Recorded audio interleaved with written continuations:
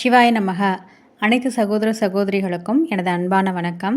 நான் ஜோதிடர் எஸ்கே வாணி சுந்தரராஜன் பேசுகிறேன். இந்த பதிவில் நம்ம எதை பற்றி தெரிஞ்சுக்க போகிறோம் அப்படின்னு பார்த்தீங்கன்னா, சனி பகவான் தற்பொழுது வக்ரகதி அடைய போகின்றார். அதாவது ஜூன் 30ஆம் தேதி வக்ர பயிற்சி ஆக போகின்றார். ஸோ அதில் 12 ராசிகளுக்கும் அவர் எந்த மாதிரியான ஒரு மாறுதலான பலன்களை தரப்போகிறார் அப்படின்றது தான் பார்க்க போகிறோம். ஸோ அதே மாதிரி உங்களுக்கு கன்சல்டேஷன் வேணும் அப்படின்னா டிஸ்பிளேயில் தெரிகிற என்னோடய வாட்ஸ்அப் நம்பருக்கு நீங்கள் மெசேஜ் பண்ணலாம்.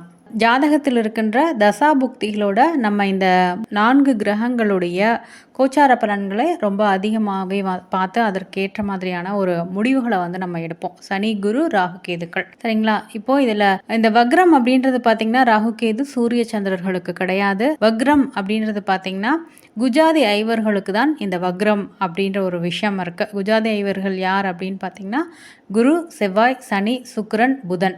ஸோ இந்த 5 கிரகங்களுக்கு தான் வக்ரம் அப்படின்ற ஒரு நிலை இருக்கிறது. ஜூன் மாதம் 30ஆம் தேதி சனி பகவான் வக்ரகதி அடைகின்றார்.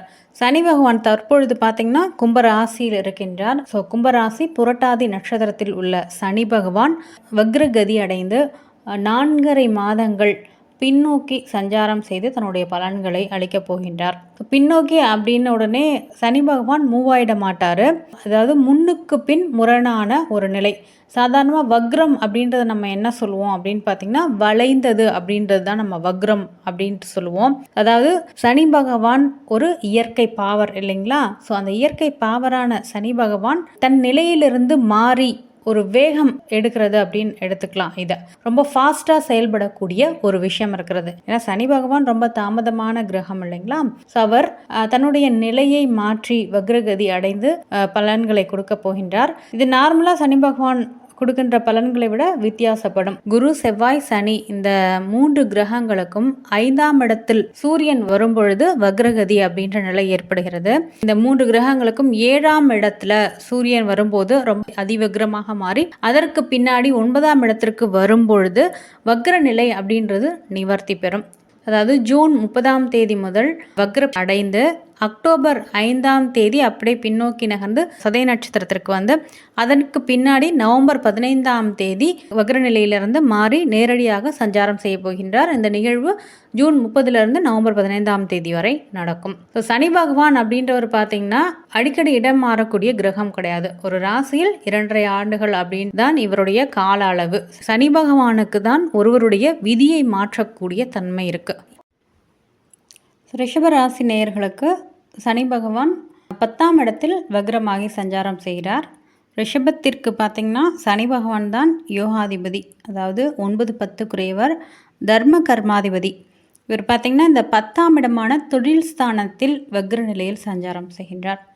பொதுவாகவே இந்த வக்ர நிலையில் சனி பகவான் என்ன பண்ணுவார் அப்படின்னு பார்த்திங்கன்னா, சனி பகவானுக்கு எந்த வீட்டிற்கு நன்மை அளிக்கக்கூடிய ஒரு யோகியதை இருக்கின்றதோ ஸோ அந்த வீட்டிற்கு ஒரு சில முரண்பாடான ஒரு விஷயங்களை தந்து விடுவார். அப்போது இந்த ரிஷபராசிக்கு யோகரான சனி பகவான் 10இல் வக்ரம் அடைகிறது அப்படின்றது தொழில் முயற்சிகளை எடுக்கக்குள்ளே கொஞ்சம் நீங்கள் கவனமாக இருக்கணும். இந்த 4.5 மாதங்கள் அப்படின்றது நீங்கள் கொஞ்சம் கவனமாக தான் இருக்கணும் ரிஷபராசி நேயர்கள்.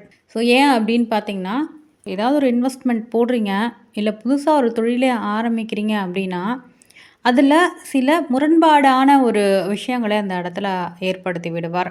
ஸோ முரண்பாடான ஒரு நிலைத்தன்மையற்ற ஒரு விஷயங்களை ஏற்படுத்தக்குள்ள இந்த சமயத்தில் ஒரு புதுசாக ஒரு தொழில் தொடங்குறீங்க அப்படின்னா சரியாக இருக்காது. அப்போது புதிதாக நீங்கள் தொழில் தொடங்கணும் இல்லை பெருசாக ஒரு இன்வெஸ்ட்மெண்ட் போடணும் அப்படின்னா கண்டிப்பாக இந்த 4.5 மந்த்தை நீங்கள் தள்ளி வைக்கிறதுன்றது சிறப்பாக இருக்கும். அப்போ தொழில் சார்ந்த விஷயங்களில் முடிவெடுக்கக்குள்ள மட்டும் கொஞ்சம் ரிஷபராசினியர்கள் இந்த காலகட்டத்தில் கவனமாக இருக்கிறது அப்படின்றது நல்லது. அதே மாதிரி இந்த 10ஆம் இடத்தில் இருக்கக்கூடிய சனி பகவானுடைய வக்ர பார்வை அப்படின்றது ரிஷபராசினியர்களுக்கு 12ஆம் இடத்தில் ஸோ மேஷ ராசியில் விழுகிறது. அதே மாதிரி 4ஆம் இடமான தாயார், வீடு, வண்டி, வாகனம் என்று சொல்லக்கூடிய 4ஆம் பாவத்திலும் ஸோ 7ஆம் இடமான கலத்திரஸ்தானத்திலும் சனியினுடைய வக்ர பார்வை அப்படின்றது வந்திருக்கிறது. இந்த விரயஸ்தானத்தை சனி பகவான் வக்ர நிலையில் தொடர்பு கொள்ளக்குள்ள சில மாற்றங்கள், ஸோ இது சம்மந்தப்பட்ட சில மாற்றங்களை ஏற்படுத்தக்கூடிய விஷயங்கள் இருக்குது. ஸோ அப்போது திடீர்னு ஒரு இடமாற்றம் வரும், திடீர்னு ஒரு ப்ரொமோஷன் வர்றது, திடீர்னு ஒரு டிரான்ஸ்ஃபர் வரக்கூடியது, தொழில் விஷயமா நீங்கள் வெளியூருக்கு போயிட்டு வர வேண்டிய விஷயமா இருக்கும். இது எல்லாத்தையுமே ஏற்படுத்துவார். அதே மாதிரி தாயாருக்கு சில மருத்துவமனை செலவுகள் ஏற்படக்கூடிய வாய்ப்புகள் உண்டு. அதே மாரி பார்த்தீங்கன்னா, வீடு யாராவது ரெனோவேட் பண்ணணும் அப்படின்னு நெனச்சிங்கன்னா, இந்த காலகட்டத்த வந்து நீங்க யூஸ் பண்ணிக்கலாம்.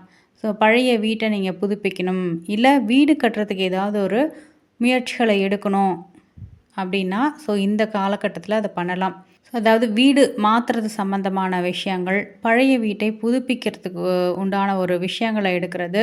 அதே மாதிரி உங்களுடைய வாகனங்களை மாற்றக்கூடியது. இப்போ பழைய வெஹிக்கிள் நீங்க ஓல்டு வெஹிக்கிள் வச்சிருக்கீங்க அப்படின்னா, ஸோ அத புதுசா மாத்தணும் அப்படின்னு நெனச்சிங்கன்னா, இந்த காலகட்டத்தில உங்களுக்கு அந்த வாகனங்களை மாற்றக்கூடிய ஒரு விஷயம் அப்படின்றது இருக்கு. ஏன்னா, இது சம்மந்தமான ஒரு விரயங்கள் அப்படின்றது வந்து உங்களுக்கு ஏற்படுறதுனால, வீடு, வாகனங்கள் மாற்றக்கூடிய ஒரு விஷயங்கள நீங்க வச்சுக்கலாம். அதே மாதிரி 7ஆம் பாவத்தில் சனி பகவானுடைய பார்வை. சனி வந்து வக்ரமாகி தான் இந்த 7ஆம் பாவத்தை பார்க்கிறார் இல்லைங்களா? ஸோ யோகாதிபதியாகவே இருந்தாலுமே, ஸோ இந்த வக்ர பார்வை அப்படின்றது 7ஆம் இடத்துல விழறதுனால, கொஞ்சம் கணவன் மனைவி கிட்ட விட்டு குடுத்து போறது நல்லாயிருக்கும். லைஃப் பார்ட்னர் கிட்ட ஒரு அண்டர்ஸ்டாண்டிங்கோட இருக்கணும். தேவையில்லாத ஒரு எமோஷன்ஸ் இருக்கும் இந்த இடத்துல. தேவையில்லாத கோபப்படக்கூடிய விஷயங்கள் எல்லாமே இருக்கும். ஏன்னா விருச்சிக ராசி இது செவ்வாயினுடைய ராசி. செவ்வாயினுடைய ராசியின் மேல சனியினுடைய வக்ர பார்வை அப்படின்றதும் இருக்கு இல்லைங்களா? ஸோ அதனால் கொஞ்சம் கணவன் மனைவி விட்டு கொடுத்து போகிறது கரெக்டாக இருக்கும்.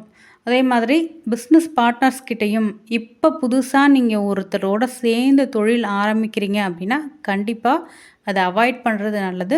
இந்த 4½ மாதத்திற்கு பின்னால் நீங்கள் உங்களோட நண்பர்களோட சேர்ந்து பிஸ்னஸ் ஸ்டார்ட் பண்ணலாம்.